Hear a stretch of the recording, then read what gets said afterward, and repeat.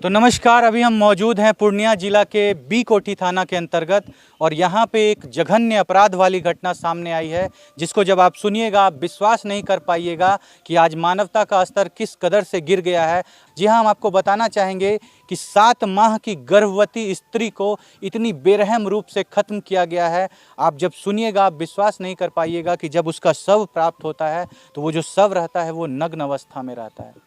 उसके चेहरे को पूरी तरह से विकृत कर दिया गया है। शरीर पे कई जगह जख्म के निशान मौजूद होते हैं। शरीर का हर अंग को तोड़ दिया जाता है।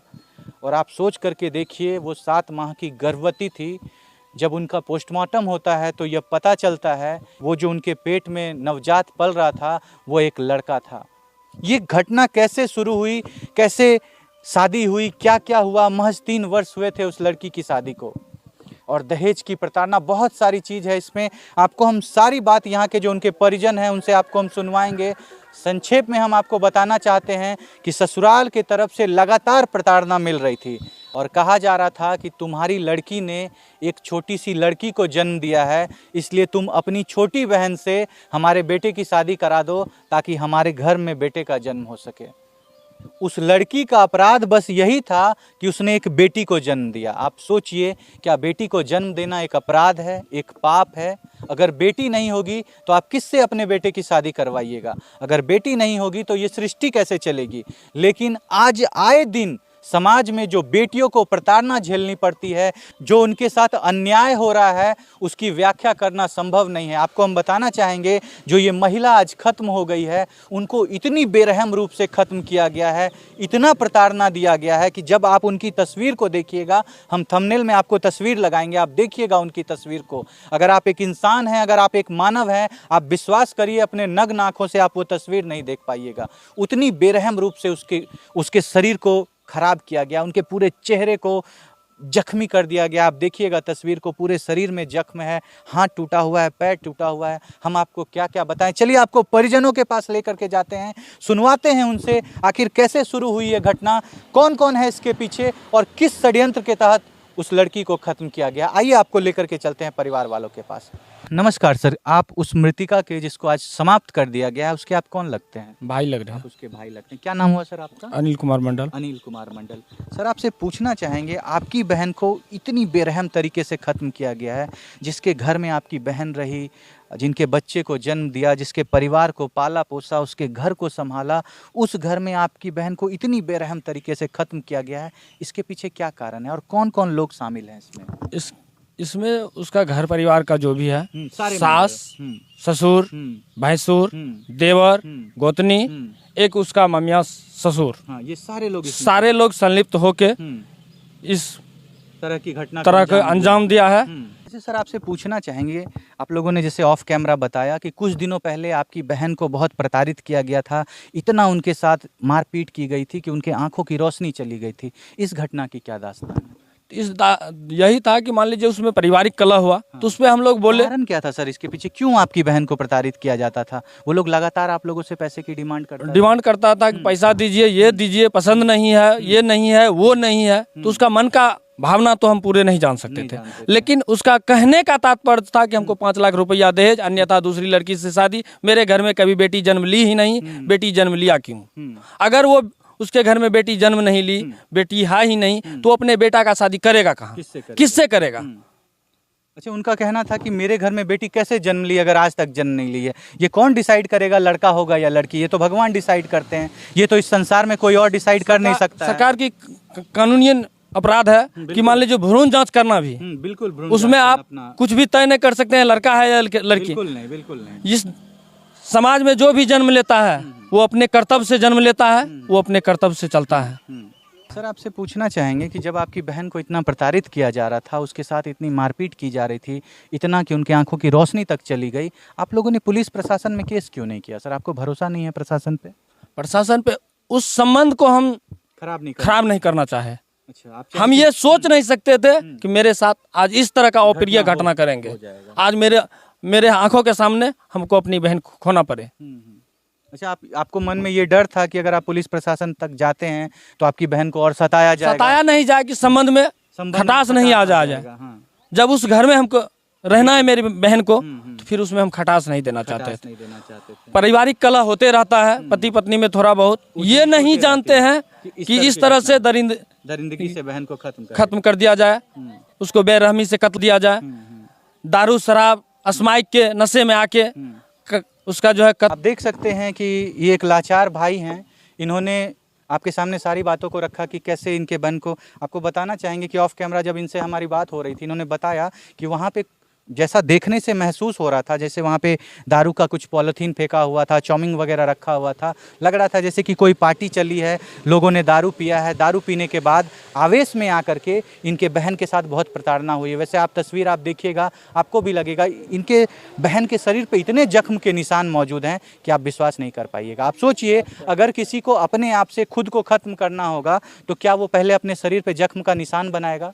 क्या अपने शरीर को पूरी तरह से छत विछत करेगा, उसके बाद जाकर के वो इस तरह की घटना करेगा? उन लोगों के द्वारा कहा जा रहा है कि इन्होंने अपने से ये घटना की है। आप सोच करके देखिए। आपको बताना चाहेंगे इस घटना के आज 3 दिन बीत गए हैं और अभी तक ना तो उनके ससुर, ना तो उनका पति, ना तो उनकी सास, कोई नहीं आया है। ना तो कोई आया है, ना कोई पूछ रहा है, लेकिन इन लोगों को लगातार धमकी दी जा रही है कि तुमने छुआ कैसे उसको। आप सोचिए कि कोई एक भाई, कोई उसका परिवार आखिर क्या करेगा? उसकी बहन ऐसे ही पड़ी हुई है रोड में, क्या उसको ऐसे ही लाचार रोड पे पड़े हुए छोड़ देगा? क्या करेगा एक परिवार? जब एक बेटी का, एक बहन का कोई घर वाला शादी करता है, वो इतना मजबूर हो जाता है कि हर हाँ में हाँ मिलाता है। आपने देखा भाई साहब के वक्तव्य को आपने सुना, उन्होंने कहा कि मेरी बहन को प्रताड़ित जरूर किया जा रहा था, लेकिन हम कैसे पुलिस में चले जाते, कैसे जाकर के केस कर देते? वो हमारा परिवार है। हमने सोचा पति पत्नी के बीच में ऐसा नोकझोंक होते रहता है, लेकिन कहाँ इस परिवार को अंदेशा था कि एक इनका यही इग्नोरेंस इनकी बहन के जान का दुश्मन बन जाएगा और आज इनकी बहन समाप्त हो जाएगी। और ऐसे समाप्त नहीं किया गया है। आपको हम बताना चाहेंगे कि अगर आप अपने घर में कोई जानवर पालते हैं तो उससे दिल लग जाता है। अगर उसको चोट लगती है, उसको तकलीफ होता है, तो लोग को तकलीफ होता है कि हमारे घर का जानवर को तकलीफ हो रहा है। जिस लड़की ने उनके घर को संवारा, उनके घर को चलाया, उनके खुशियों में शामिल हुई, उनके लिए बच्चे को जन्म दिया, उनके परिवार के एक एक मेंबर की सेवा की, बताना चाहेंगे जब उस लड़के का पैर टूट गया था तो लगातार 1 महीना तक वो लड़की उनका सेवा करती रही। और आज उस लड़की को इतनी बेरहम तरीके से ख़त्म किया गया है कि ये इंसानियत की, मानवता के हर स्तर को शर्मसार करता है। यहाँ पे आपको बिल्कुल भी नहीं लगेगा कि आज मानवता जिंदा है, आज इंसान लोग जिंदा हैं। फिलहाल यहाँ पे और भी बहुत सारे लोग हैं, आपको बात करवाते हैं, सुनवाते हैं उनकी जुबानी क्या हुई थी घटना। आ जाइए। देखिए हमारे सामने अभी लड़की के बड़े भाई मौजूद हैं। इन्होंने ही मुखाग्नि दी है। इन्होंने सारी क्रियाक्रम की व्यवस्था जो होती है, जो मुखाग्नि का व्यवस्था होता है हमारे हिंदू धर्म में, इन्होंने ही किया है। इनसे बात करते हैं, आपको सुनवाते हैं। ये उस जगह पे भी मौजूद थे जब इनकी बहन का शव प्राप्त हुआ था, इन्होंने शव को देखा था। सुनवाते हैं आपको इनकी जुबानी, क्या थी उस जगह की घटना, क्या था वो मंजर जब इन्होंने अपनी बहन के शव को देखा था। सर, आप जब वहाँ पे पहुँचे थे, जब आपने अपनी बहन के शव को देखा जो नग्न अवस्था में थी, देखने के बाद आपको क्या महसूस हुआ? क्या इसको बहुत बेरहम तरीके से उनके ससुराल वालों ने खत्म किया है? बहुत बेहतरम से घिसाट करके, गला घोंट करके, हाँ, मार के मुंह से ब्लड गया, पैर से पुछते गया। उसके बाद जब पूरा तरह से उसका गला घोंट के धरती में मुड़े रगड़ के बाद पैर पकड़ के बाहर खींच के अपने घर से निकाल दिया था थोड़ा। अच्छा सर, उनके शरीर पे बहुत सारे जख्म के निशान मौजूद होंगे। बहुत थे। उसका चेन था इसका हाथ का, गला के नाक से ब्लड गया था, मुंह से ब्लड गया था। उसके बाद उधर धरती में घिस के मुंह से मट्टी बहुत सा चला गया था, उसको उधर फेंक दिया था।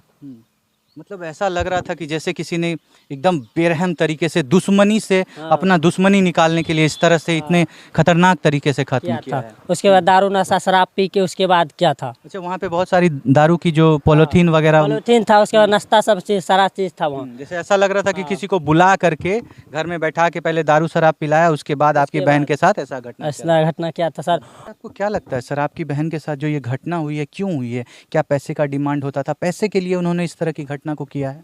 पैसे तो दे दिए थे सर, बार बार दबाव डालता था, अपने बड़े बहन से शादी, छोटे वाली बहन से शादी करा, और हमको जो भगनी हो गया था उसको बोल रहा था कि लड़की काहे हुआ। आप सोच सकते हैं कि एक बहन की शादी किसी घर में हुआ था और इन लोगों को दबाव दिया जा रहा था कि तुम अपनी छोटी बहन से भी मेरे बेटे की शादी कराओ, यानी बड़ी बहन और छोटी बहन दोनों से शादी कराओ। अगर तुम ऐसा नहीं करते हो, बदले में तुम 5 लाख रुपया दो, जो कि बड़े भाई साहब ने आपको थोड़ी देर पहले बताया था। और इन लोगों को कहा जा रहा था कि तुम्हारी बड़ी बेटी जो है उसको लड़की क्यों हुआ। अगर उसको लड़की हो गया, अगर आप समझदार हैं, अगर आप जानते हैं, तो इसमें किसी का कोई जोड़ नहीं है कि जो नवजात जन्म लेगा वो बेटा होगा या बेटी होगी। लेकिन आज भी वो रूढ़िवादी परंपरा चलते आ रही है कि हमारे घर में बेटे ने जन्म लिया है, हमारे घर में बेटी ने जन्म लिया है, तो ये तो वो तो फलान तो ढिकान, और क्या बेटी ने जन्म लिया है तो कोई पाप कर दिया है। हम आपसे पूछना चाहेंगे इंदिरा गांधी कौन थी, हम आपसे पूछना चाहेंगे कि सरोजनी नायडू कौन थी, हम आपसे पूछना चाहेंगे कि प्रतिभा सिंह पाटिल कौन थी। आज हमारे भारत की राष्ट्रपति द्रौपदी मुर्मू वो कौन है?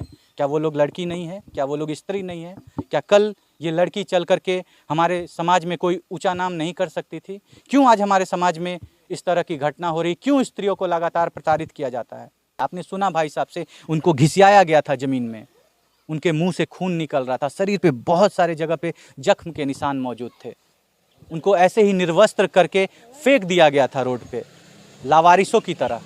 उसके बाद बोला जा रहा था कि आखिर तुमने क्यों उस बॉडी को कलेक्ट किया, क्यों उसका दाह संस्कार किया। यह है इंसानियत, यह है मानवता, ये हैं ससुराल वाले। और ऐसे डील किया जाता है हमारी बेटियों के साथ। उनको बेटी हो गई है तो आप अपनी छोटी बहन से शादी करा दीजिए। वाह वाह रे इंसानियत, वाह रे मानवता।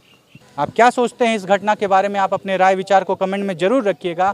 आप क्या सोचते हैं ऐसे ससुराल वालों के बारे में? आप क्या सोचते हैं ऐसे इंसान के बारे में जो इस तरह का प्रस्ताव रख रहा था? आप क्या सोचते हैं आज बेटियों का जो समाज में स्थिति है उसके बारे में? आए दिन जो दहेज के लिए बेटियों को समाप्त कर दिया जाता है, अगर कोई बेटी को जन्म देती है तो उसके लिए समाप्त कर दिया जाता है।